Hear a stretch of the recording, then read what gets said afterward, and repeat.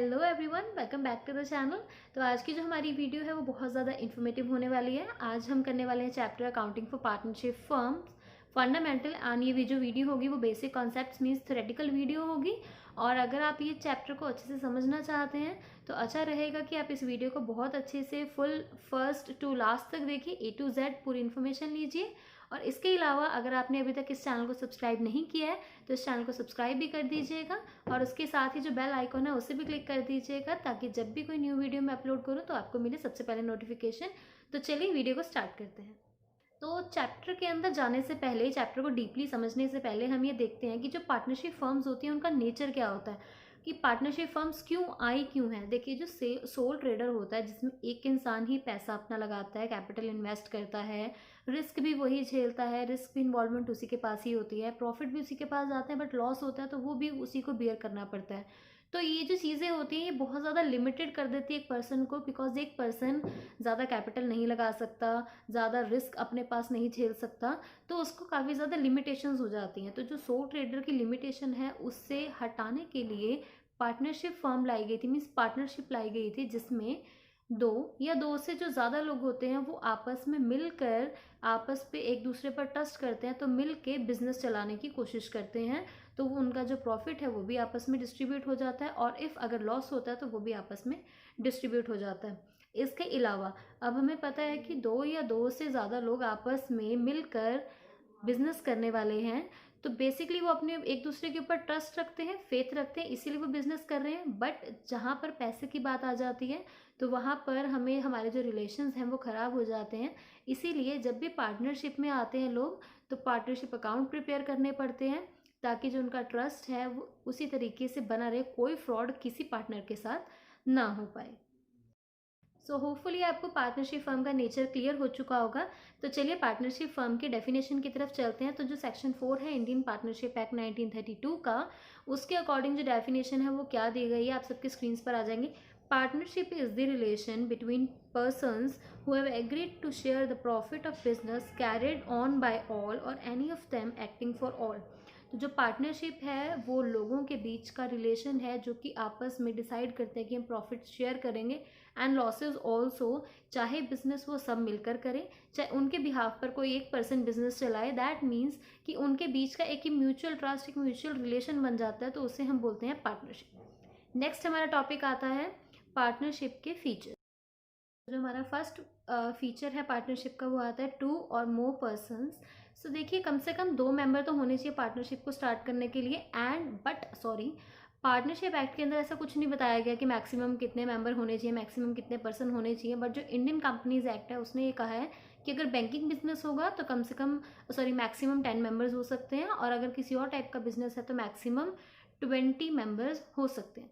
Second हमारे पास feature आता है एग्रीमेंट। तो देखिए, जो पार्टनरशिप है वो एक एग्रीमेंट का ही रिजल्ट होता है, बिकॉज बिना एग्रीमेंट के, बिना लॉ के अंडर में कोई भी इंसान पार्टनरशिप नहीं कर सकता। बिकॉज अगर कोई एक पर्सन धोखा कर जाता है दूसरे पार्टनर्स के साथ तो वो कोर्ट में जाके उसके खिलाफ केस नहीं कर सकते, इसीलिए उनके बीच में एग्रीमेंट होना बहुत ज़्यादा ज़रूरी है। थर्ड हमारे पास फीचर आता है existence of business and profit motive. जो पार्टनरशिप है वो ऐसे ही नहीं कि सिर्फ लोग इकट्ठे हो जाएं। पार्टनरशिप का मेन जो मोटिव है वो बिजनेस करना, किसी भी टाइप का बिजनेस करना हो, बिजनेस करना होना चाहिए। उसके अलावा उनका जो मोटिव है वो प्रॉफिट कमाना भी होना चाहिए। That means non profit organisations नहीं होनी चाहिए जिनका प्रॉफिट से कोई लेना देना नहीं होता। फोर्थ हमारे पास फीचर आता है पार्टनरशिप का sharing of profits. That means कि जो पार्टनर्स के बीच में एग्रीमेंट होता है उसके अंदर स्टेटेड होना चाहिए, उसके अंदर बताया होना चाहिए कि जो प्रॉफिट है वो किस रेशो में शेयर होंगे। अगर नहीं बताया जाता तो इक्वली शेयर होते हैं, बट जो भी रेशो है उनके कैपिटल प्रोपोर्शन के अकॉर्डिंग या जो भी रेशो बताई गई है वो ही होनी चाहिए। प्रॉफिट्स भी सभी शेयर करेंगे और same as it is losses भी सभी शेयर करेंगे।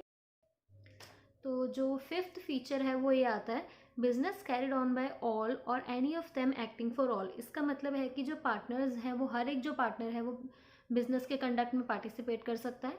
और जो हर एक पार्टनर है वो दूसरे पार्टनर के एक्ट की वजह से बाउंड हो सकता है, रुक भी सकता है, बंद भी सकता है। बिकॉज जो बिजनेस है या तो अगर सभी चलाएंगे तो भी हर पार्टनर बंधा हुआ है, अगर सभी पार्टनर के बिहाफ पे कोई एक पार्टनर चलाएगा तो भी वो सभी पार्टनर एक दूसरे के साथ बंध जाते हैं। दैट मीन्स बिजनेस चाहे सभी करें चाहे सभी के बिहाफ पे कोई भी करे, जो पार्टनर्स हैं वो बाउंड हो जाते हैं आपस में एक दूसरे के साथ। यहाँ तक आई होप आपको डेफिनेशन पार्टनरशिप की और पार्टनरशिप के जो फीचर्स हैं वो क्लियर हो चुके होंगे। नेक्स्ट हमारे पास टॉपिक आता है पार्टनरशिप डीड का, कि पार्टनरशिप डीड क्या होती है।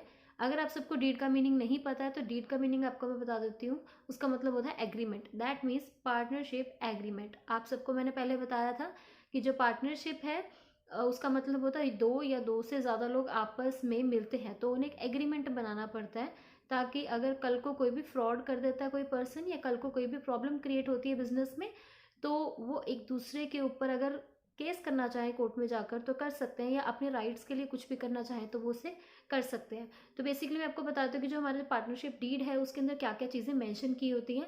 सो आपके सामने लिस्ट आ जाएगी। सो जो पार्टनरशिप डीड होती है उसके अंदर बताया जाता है कि जो फर्म है उसका नेम और उसका एड्रेस क्या है, जो पार्टनर्स हैं उनका नेम और एड्रेस होता है, और जो बिजनेस है वो किस तरीके का है और उस बिजनेस का नेचर क्या है वो भी बताया जाता है। हर एक पार्टनर ने कितनी कैपिटल अमाउंट इन्वेस्ट की है, क्या उनकी कैपिटल्स के ऊपर इंटरेस्ट होगा, ड्राइंग्स कितनी होंगी, इंटरेस्ट ऑन ड्राइंग्स कितना चार्ज किया जाएगा, प्रॉफिट शेयरिंग रेशो या लॉस शेयरिंग रेशो कितनी होगी, सैलरी क्या होगी जो भी काम किया जाएगा पार्टनर के द्वारा, गुडविल क्या होगी, गुडविल कैसे कैलकुलेट होगी अगर किसी भी न्यू पार्टनर का एडमिशन किया जाता है या रिटायरमेंट हो जाती है, और जो अकाउंटिंग पीरियड है वो फर्म का क्या होगा, मीन्स ईयरली रखे जाएंगे, हाफ ईयरली रखे जाएंगे, दैट मीन्स क्लोजिंग ईयर क्या होगा, फर्म के जो अकाउंट्स हैं उन्हें किस मेथड से प्रिपेयर किया जाएगा, जो ऑडिटिंग है वो होंगी या नहीं होंगी, पार्टनरशिप की जो डेट है कब वो कमेंस हुआ था, कब पार्टनरशिप स्टार्ट हुई थी वो बताया जाएगा, पार्टनरशिप कितने टाइम तक चलेगी, जो बैंक अकाउंट्स हैं वो किस तरीके से प्रिपेयर किए जाएंगे, कौन से रूल्स फॉलो किए जाएंगे अगर न्यू पार्टनर आता है, कौन से रूल्स फॉलो किए जाएंगे जब अकाउंट्स बनाएंगे जब रिटायरमेंट होगी, और इसके अलावा लास्ट में आते हैं कि अगर कोई भी डिस्प्यूट हो जाता है पार्टनर्स के बीच में तो उसे कैसे सेटल किया जाएगा। तो ये जो सभी चीज़ें हैं ये जो पार्टनरशिप डीड के अंदर मेंशन की जाती हैं, ताकि कल को अगर कोई भी प्रॉब्लम आ जाए पार्टनर्स के बीच में तो वो इजीली सेटल डाउन हो जाए। अगर वो बिजनेस को बंद करना चाहें तो वो भी कर सकते हैं, अगर सेटलमेंट करना चाहें तो वो भी कर सकते हैं। सो होपफुली आपको पार्टनरशिप डीड भी क्लियर हो चुकी होगी, पार्टनरशिप का मीनिंग भी क्लियर हो चुका होगा, पार्टनरशिप के फीचर्स भी क्लियर हो चुके होंगे। मैं आपको बताती हूँ कि देखिए जो पार्टनरशिप होती है उसको एक लीगल तरीके से चलाने के लिए हमें अकाउंट्स भी बनाने पड़ते हैं, ताकि हमें पता लग सके कि जो पूरे साल में काम हुआ है उसमें एग्जैक्टली क्या प्रॉफिट हुआ है, कितने डेटर्स हुए हैं, कितने क्रेडिटर्स हुए हैं, दैट मीन्स एसेट्स और लाइबिलिटीज़ हमें पता लग सके बिजनेस की कि कितनी है, क्या सिस्टम है, हर एक चीज़। और इम्पॉर्टेंट चीज़ बता देती हूँ नेक्स्ट आगे जाने से पहले कि बाय चांस अगर कोई पार्टनरशिप में पार्टनरशिप डीड नहीं बनाई जाती है, दैट मीन्स अगर पार्टनरशिप डीड की एब्सेंस में कौन से रूल्स एप्लीकेबल होंगे। फर्स्ट होगा जो प्रॉफिट शेयरिंग रेशो होती है वो इक्वली शेयर हो जाएगी, अगर वो चाहे तो अपने कैपिटल डिस्ट्रीब्यूशन कैपिटल कंट्रीब्यूशन के अकॉर्डिंग भी देख सकते हैं। सेकंड, इंटरेस्ट ऑन कैपिटल बिल्कुल भी नहीं होगा, अगर होगा भी तो सिर्फ तभी जब प्रॉफिट्स होंगे। ओके, जो इंटरेस्ट ऑन ड्राइंग्स है वो भी चार्ज नहीं किया जाएगा, किसी भी पार्टनर को सैलरी या कमीशन नहीं मिलेगी, और जो इंटरेस्ट ऑन लोन है वो 6% दिया जाएगा फर्म के द्वारा, और जो एडमिशन है न्यू पार्टनर की बिना एग्जिस्टिंग पार्टनर के कंसेंट के कोई भी नया पार्टनर फर्म में नहीं आ सकता, और हर एक पार्टनर को पार्टिसिपेट करना पड़ेगा बिजनेस के कंडक्ट में, और हर एक पार्टनर के पास हक है कि वो फर्म की बुक्स को इंस्पेक्ट कर सकता है और चाहे तो वो उसकी कॉपी भी अपने पास रख सकता है। सो नेक्स्ट आता है इंपॉर्टेंट टॉपिक जिसके ऊपर सभी न्यूमेरिकल्स बेस्ड हैं, जो है recording of business transactions of partnership firm. So basically देखिए जो पार्टनरशिप फर्म के अकाउंट हैं वो भी डबल एंट्री सिस्टम से ही बनाए जाते हैं। जैसे एक सोल ट्रेडर होता है वो अपना ट्रेडिंग एंड P&L अकाउंट बनाता है, बैलेंस शीट बनाता है, उसी तरीके से जो पार्टनर्स हैं वो भी अपना ट्रेडिंग P&L अकाउंट और बैलेंस शीट बनाते हैं। सिर्फ डिफरेंस ये होता है कि जो लास्ट में प्रॉफिट बचता है सोल ट्रेडर में तो अकेला वही रख लेता है, बट पार्टनरशिप में क्या होता है जो प्रॉफिट बचता है उसे पार्टनर्स में डिस्ट्रीब्यूट कर दिया जाता है, जो भी उनकी प्रॉफिट शेयरिंग रेशो होती है, जो भी उनकी डीड में या in the absence of deed जो भी स्टेटेड होता है तो वो उनके अकॉर्डिंग उसमें डिस्ट्रीब्यूट कर दिया जाता है। इसके अलावा एक profit and loss appropriation account भी बनाया जाता है P&L अकाउंट बनाने से पहले, तो जितनी भी चीज़ें मैंने आपको इससे पहले बताई हैं वो सभी उसके अंदर आती हैं। जैसे कि डेबिट साइड पर profit and loss appropriation account के आते हैं, सैलरीज आती हैं अगर पार्टनर को देनी है, पार्टनर की कमीशन आती है, इंटरेस्ट आता है उनके कैपिटल्स के ऊपर, रिजर्व अकाउंट आता है अगर हैं तो आएंगे, और क्रेडिट साइड पर आता है हमारा प्रॉफिट एंड लॉस अकाउंट जो कि हम P&L अकाउंट से ट्रांसफ़र करते हैं, और इसके अलावा इंटरेस्ट ऑन ड्राइंग्स आती हैं। तो अगर इन दोनों का बैलेंस अगर हम करना चाहें, अगर डेबिट साइड पे आता है तो प्रॉफिट पार्टनर्स में डिस्ट्रीब्यूट कर दिया जाता है, बट अगर क्रेडिट साइड पे आता है तो लॉस होता है और लॉस भी पार्टनर्स में डिस्ट्रीब्यूट कर दिया जाता है। सो होपफुली आपको P&L अकाउंट, एप्रोप्रिएशन अकाउंट भी अच्छे से क्लियर हो चुका हो। तो अब ये वीडियो यहीं पर फिनिश करते हैं। ये थे हमारे बेसिक कॉन्सेप्ट्स चैप्टर के। सो होपफुली आप सबको क्लियर हो चुके होंगे। एंड नेक्स्ट वीडियो में इसका जो पार्ट 2 आएगा उसमें हम करेंगे नेक्स्ट इसके जो प्रैक्टिकल क्वेश्चंस होते हैं, और साथ ही उनके साथ कुछ थ्योरेटिकल जो हमारे कॉन्सेप्ट्स हैं उन्हें साथ ही साथ क्लियर करेंगे।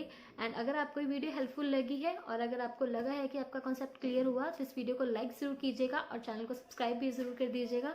एंड मैं आपसे मिलती हूँ नेक्स्ट वीडियो में।